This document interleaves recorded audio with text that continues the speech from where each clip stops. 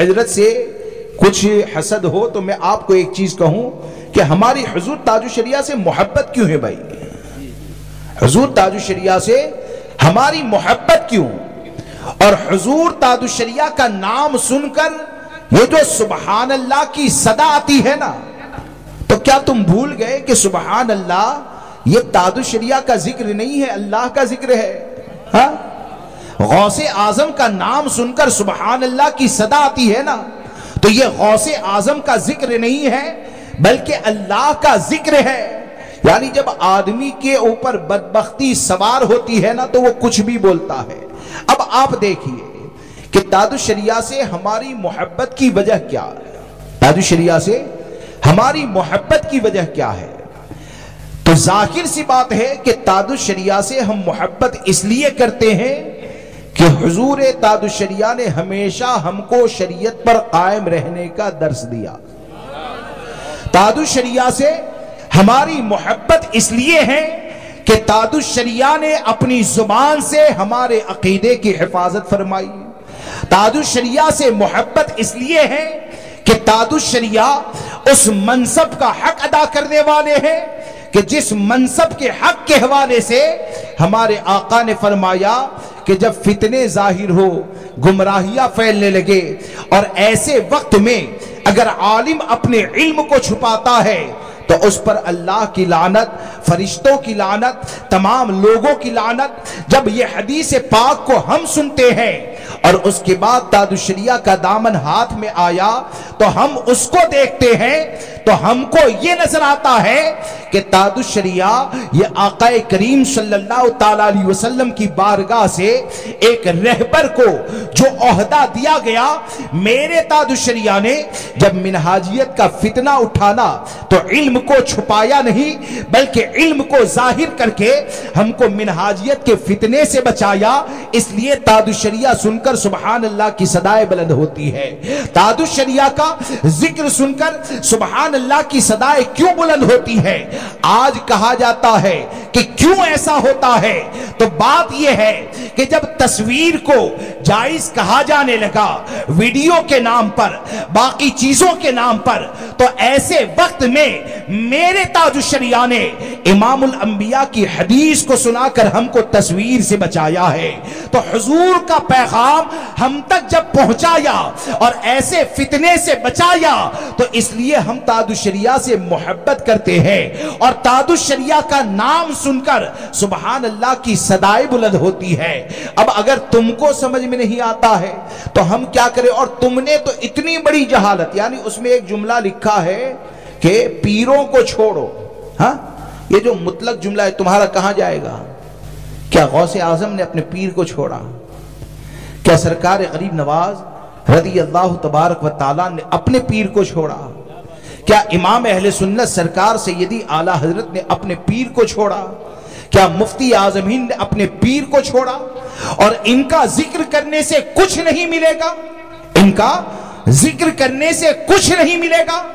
تو امام اہل سنت کو پڑھ کر تم نے سمجھا کیا؟ اے رضا یہ احمد نوری کا فیض نور ہے۔ اے رضا یہ احمد نوری کا فیض نور ہے، تم نے سمجھا کیا؟ مفتی اعظم کو بولے کہ مانتے ہیں تو تم نے سمجھا کیا؟ فقط نسبت کا جیسے بھی ہوں حقیقی نوری ہو جاؤ، جو مجھ کو دیکھے کہہ اٹھے میاں نوری میاں تم ہو۔ تو ان لوگوں نے ہم کو کیا بتایا؟ ان لوگوں نے ہم کو یہ بتایا کہ یہ جو بھی پیران عظام سے محبت کرنے والے ہیں تو پیران عظام یہ دنیا میں مال کو جمع کرنے کا ذریعہ نہیں ہوتے ہیں، محل کو بنانے کا ذریعہ نہیں ہوتے ہیں، بلکہ پیران عظام یہ اللہ رسول عز و جل و صلی اللہ تعالی علیہ وسلم کی بارگاہ سے قربت کا ذریعہ ہوتے ہیں۔ اور میرے تاج الشریعہ یہ رب کی بارگاہ کا قربت کا کیسا ذریعہ ہے؟ اگر نہیں جانتا ہے تو میرے ساتھ چل، ہزاروں زبانیں بولتی ہے لیکن وہ فائدہ نہیں ہوتا ہے، لیکن میرے تاج الشریعہ وہ ہے کہ ہم چہرے دکھا سکتے ہیں کہ تاج الشریعہ کو دیکھا کفر نکل جاتا ہے اور عشق مصطفیٰ دل میں پیدا ہو جاتا ہے۔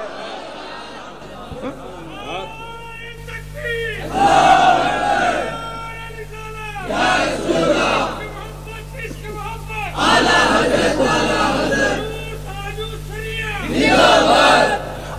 तुम्हारे लोगों की तरह ख्वाबों की बारात नहीं है। हाँ, ख्वाबों की बारात नहीं, किसने देखा क्या देखा, हाँ, यानी देखने वाला बख्शा न जाए, हाँ, और जाने वाले बख्शे जाए, वो सब ख्वाब हमारे यहाँ नहीं है।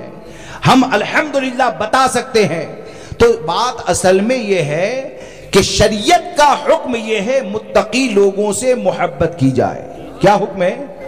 शरीयत का हुक्म ये है मुत्तकी लोगों से मोहब्बत की जाए। और ये कि पीर क्या जन्नत दिलाएगा, हाँ, पीर क्या जन्नत दिलाएगा? तो पहली चीज तो ये है कि हम जिनको पीर कहते हैं ना, वो तादु शरिया जैसे मुत्तकी लोगों को पीर कहते हैं। हाँ, तुम्हारी तरह नहीं कि औरतों की तरह मुशाबियत करने वाली मदारी के साथ बैठ जाओ, हाँ, मदारी के साथ बैठ जाओ, उसके लोग मुरीद भी होते रहे। तो अरे ये तो ऐसे लोग हैं कि हदीस में, मैं किसी पीर की बात नहीं करता, हदीस में औरतों की मुशाबिहत करने वाले पर हमारे आका ने लानत फरमाई है। तो वो तुम्हारी बदबख्ती है कि तुम ऐसे की गोद में जाकर बैठते भी हो, मुरीद होते हुए देखते भी हो, और एक हम हैं कि ऐसे के करीब जाते हैं कि जिसका नारा यह है कि जो पिया को भाई अख्तर वो सुहाना राग है, जिससे नाखुश हो पिया वो रागनी अच्छी नहीं। ये अपने अपने नसीब की बात है। और रहा ये कि मुत्तकी के जरिए क्या मिलेगा। अरे भाई, बहार शरीयत का पहला हिस्सा पढ़ लेते हैं, हाँ, उर्दू, यानी जो अवाम में से जो बहार शरीयत का पहला हिस्सा है ना, अगर उसको भी पढ़ लेते हैं तो बहुत कुछ समझ में आ जाता है। अगर ये समझ में नहीं आता है तो एक दो किताबों के नाम हमसे ले लो, और हमसे एक दो किताबों के नाम लेकर मैदान महशर में शफाअत कौन कौन करेगा उसको पढ़ लो। हाँ, मैदान महशर में शफाअत कौन कौन करेगा उसको पढ़ लो, तो इंशाअल्लाह वो शफाअत करने वालों में ताजु शरिया भी नजर आएंगे, हाँ, मुफ्ती आजम भी नजर आएंगे, इमाम अहले सुन्नत भी नजर आएंगे, सुल्तानुल हिंद भी नजर आएंगे। हकीकत ये है कि अरे भाई बात ये है कि जब यहां तक कहा गया कि किसी औरत की मिस डिलीवरी हो जाए ना, यानी कच्चा बच्चा पैदा हो, तो क्या कहा गया? सूरत अगर जाहिर होती है ना तो उसका नाम रखें। बेहतर यह है कि लड़का है तो मोहम्मद नाम रखते हैं, हाँ, उसको दफन किया जाए। वो क्या होगा पता है?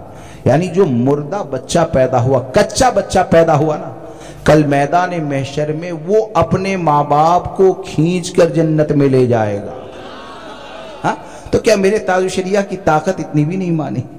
हाँ, क्या मुत्तकी लोगों की ताकत इतनी भी नहीं मानी? शायद तुमने अपने जुर्मों को देखकर अपने ऊपर कयास किया होगा, क्योंकि तुम साधुओं को हार भी पहना लेते हो और हमारे यहाँ ये नहीं। और ये कि सियासत है तो करना पड़ता है, तो इस बात को याद रख के चले कि हमारे असलाफ ने सियासत की है, लेकिन सियासत वही की है जो शरीयत ने इजाजत अता फरमाई है, जो शरीयत मुतहरा ने इजाजत अता फरमाई है।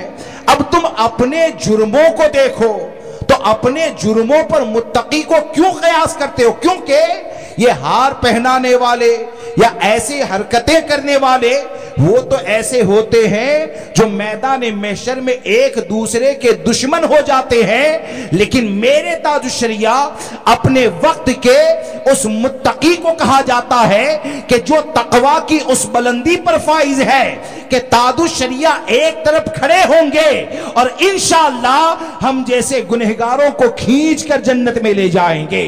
क्यों? कि हमने ताजु शरिया से मोहब्बत की है रब की रजा के लिए, ताजु शरिया से मोहब्बत की है दीन के लिए, ताजु शरिया से मोहब्बत की है शरीयत के लिए। और कुरान क्या ऐलान करता है? अल अखिल्लाउ यौमइदिन बादुहुम लिबादिन अदु इल्लल मुत्तकीन। यानी कुरान का ये ऐलान, यानी कुरान तो कम से कम पढ़ लो। तुम ये कहते हो हम कुरान और हदीस की बात करते, एक भी हदीस बयान नहीं कर पाते, हाँ, एक भी हदीस बयान नहीं कर पाते। ये आयत पढ़ लो, इस आयत की तफसीर पढ़ लो, और कौन से गड्ढे की तरफ जा रहे हो अल्लाह तौफीक दे तो सच्चे दिल से तौबा कर लो कि ये जो कुरान में फरमाया अल अखिल्लाउ यौमइदिन बादुहुम लिबादिन अदु, यानी दोस्त अन करीब आपस में दुश्मन हो जाएंगे, इल्लल मुत्तकीन, मगर परहेजगार। क्या मतलब? मगर परहेजगार क्या मतलब? मफहूम खुलासा ये है کہ جن کی محبتیں گناہوں کی بنیاد پر ہوتی ہے نا، جن کی محبتیں گناہوں کی بنیاد پر ہوتی ہے، وہ میدان محشر میں آپس میں دشمن ہو جائیں گے. اور ہم نے تاج الشریعہ سے محبت کی ہے ان کے تقوی کی بنیاد پر، ہم نے حضور تاج الشریعہ سے محبت کی ہے ان کے دین کی بنیاد پر، ہم نے اپنے بزرگوں سے غریب نواز سے محبت کی ہے ان کے تقوی کی بنیاد پر. تو الحمدللہ ہمارے سب بزرگ ایسے ہیں جو ہم کمزوروں کا ایسا سہارا ہے کہ ان کا صدقہ یہاں بھی کھاتے ہیں اور ان کے صدقے میں میدان محشر میں نجات بھی مل جائے گی. میری بات سمجھ میں آ رہی ہے؟ تو ایسے لوگوں سے بچیں. بلکہ یہ تو ایسے جملے کہنے لگے ہیں جیسے کہ کوئی بد مذہب نہ بولتا ہو. آج تک یہ زبان دیوبندیوں کی ہوا کرتی تھی، اور یہ کہ اس سے کیا ملے گا، ہاں اس سے کیا ملے گا. تو میں آپ کو ایک مثال بتاؤں کہ بزرگوں کے ذکر سے کیا ملتا ہے. ایک مثال میں دیتا ہوں. یہ کرسی ہے، یہ کرسی جس نے بنائی، یہ کرسی کی تعریف کرو گے، تعریف کرسی کی، لیکن کرسی بنانے والا تعریف سن کر خوش ہوگا کہ ناراض ہوگا؟ ہاں خوش ہوگا نا. جب کرسی والا خوش ہوگا تو حقیقت یہ ہے کہ غوث اعظم کو غوث اعظم کس نے بنایا؟ اللہ نے بنایا. غریب نواز کو عطائے رسول کس نے بنایا؟ اللہ نے بنایا. امام اہل سنت کو مجدد کس نے بنایا؟ اللہ نے بنایا. تاج الشریعہ کو اپنے زمانے کی متقیوں کا سردار کس نے بنایا؟ اللہ نے بنایا. جب اللہ نے ان سب کو بنایا تو ان کی جو بھی تعریف کرے گا تو حقیقت یہ ہے کہ یہ بنانے والے کی رضا کا ذریعہ ہے. اور ان کے اوپر عیب لگانا، یعنی یہ کرسی جو ہے نا، یہ کرسی جو ہے نا، تو اس کرسی میں اگر عیب کو لگایا جائے تو آپ مجھے بتائیں بنانے والا راضی ہوگا کہ ناراض ہوگا؟ ناراض ہوگا نا. اب جب بنانے والا ناراض ہوگا تو آپ مجھے بتائیں اللہ جسے متقی بنائے، سرکار متقی کی فضیلت بیان کریں اور احادیث میں بخشش اور شفاعت کے بارے میں ذکر کیا جائے تو ان کی فضیلتوں کو بیان کیا گیا اور تم فضیلتوں کا انکار کرتے تو یہ سمجھتے ہو کہ تم سے بزرگوں کی فضیلت کا انکار کرنے والے ہو. ارے تم ایسے ہو جاہل ہو کہ جو شریعت کے احکام کا انکار کرتے ہو، شریعت کے احکام کا انکار کرتے ہو. کیونکہ تقوی والے کی جو فضیلت ہے، اور تقوی والے کے ذریعے کیا علماء سے آپ نے نہیں سنا ہوگا؟ نہیں سنا ہے کہ میدان محشر میں اگر علماء کی خدمت کریں گے، پانی پلایا، وضو کروایا وغیرہ وغیرہ، یعنی علماء کی اگر مدد کی ہوگی نا تو وہ جنت میں جا رہے ہوں گے. تو وہ خدمت کرنے والا کہے گا حضرت ہم نے یہ کیا تھا. وہ رب کی بارگاہ میں عرض کریں گے یا الہ العالمین اس نے دنیا میں میری یہ مدد کی تھی. اللہ تبارک و تعالیٰ ان کے ذریعے اسے جنت میں داخل فرما دے گا. یہ سب کہاں پڑھتے ہیں؟ ہاں تو اس لیے دوستو ایسے لوگوں سے بچیں، ان کے اوپر بدبختی یہ سوار ہو چکی. ایسے لوگوں سے بچیے. اور یہ کہنا کہ ہم سیاست میں ہیں اس لیے ہم کو یہ کرنا پڑتا ہے وہ کرنا پڑتا ہے، تو بات یہ ہے دیا بھی جلانا معاذ اللہ رب العالمین. تو بات اصل میں یہ ہے کہ کیا تم نے یہ سمجھا کہ سیاست میں جانے والا شریعت پر عمل نہیں کر سکتا ہے؟ یا تم یہ سمجھتے ہو کہ شریعت نے تم کو وہ کام کرنے کا کہا جو تمہاری طاقت سے باہر ہے؟ ارے حقیقت یہ ہے کچھ پڑھ لکھ لیا کرو. طاقت سے باہر کام کا حکم دینا یہ ظلم ہوتا ہے. ہاں طاقت کے باہر کام کا حکم دینا یہ ظلم ہوتا ہے. اس لیے ایسے لوگوں سے بچے. اور ہم سنی ہے، ہم سنی ہے اس لیے سنی کی ہی بات کریں گے، غیر کا ذکر کرنے کی ہم کو عادت نہیں ہے. غیر کا تو یہ طریقہ تم نے سب کہاں سے سیکھا یار؟ اگر واقعی میں سنی ہے نا تو واقعی میں اگر سنی کا معاملہ ہے تو حال اور معاملہ یہ ہوتا ہے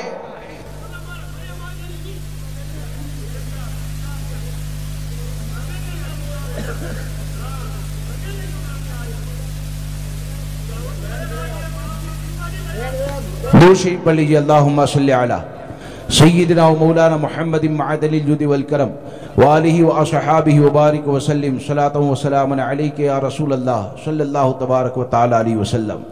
اس لیے دوستو اس بات کو یاد رکھ کر چلیں کہ ہمارا کام یہ ہے کہ شرعی دلائل کے ذریعے اپنی باتوں کو بیان کریں. اور شرعی دلائل کو بیان کر دیا گیا، اس کے بعد کون کیا کہتا ہے، کس کی طرف سے گالی دی جاتی ہے، اس کا جواب دینا یہ ہمارا ذمہ نہیں ہے۔ ہمارا ذمہ ایک ہی ہے کہ جو شریعت کا حکم ہے اس کو کھل کر بیان کر دیا جائے۔ اس لیے سرکار سیدی اعلیٰ حضرت فاضل بریلوی رضی اللہ تبارک و تعالیٰ کے مسلک کے اوپر قائم رہیں، اور حضور تاج الشریعہ کے حوالے سے یہ 100% یقین سے جانے کہ حضور تاج الشریعہ وہ ہے کہ جن کی زبان نے ہم کو فتنوں سے بچایا ہے، جن کے کام نے ہم کو گمراہیت سے بچایا ہے۔